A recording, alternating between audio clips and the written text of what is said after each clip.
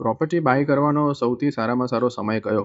આ ક્વેશ્ચન મને ઘણા બધા લોકો મને મેસેજીસ અને ડીએમ કરીને પૂછી રહ્યા છે.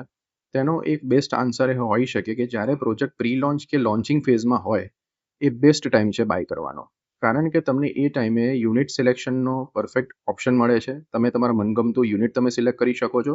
સાથે પ્રાઇસિંગ એ ટાઈમે બહુ બેઝ લેવલની હોય છે, જે તમને ફ્યુચર એપ્રિશિએશનમાં તમને મદદ કરશે. જો તમે ઇન્વેસ્ટર હો કે એન્ડ યુઝ કરવાના હો, તો આ બંને સિચ્યુએશનમાં લોન્ચિંગ ટાઈમના પ્રોજેક્ટમાં તમે એન્ટ્રી કરો છો તે સૌથી સારામાં સારો ઓપ્શન છે.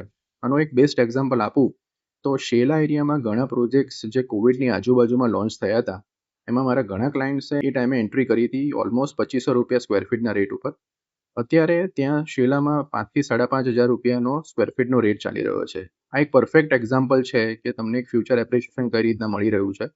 આવા જ જો તમે 4 BHKના પ્રી લોન્ચ અને લોન્ચિંગ ફેઝમાં જો એન્ટ્રી કરવા માંગતા હો, તો અત્યારે સેન્ટર ઓફ અમદાવાદમાં સૌથી સારામાં સારો 4 BHKનો પ્રોજેક્ટ આવી રહ્યો છે નહેરુનગરમાં, જે 38,000 વારના લેન્ડ પાર્સલમાં જ છે.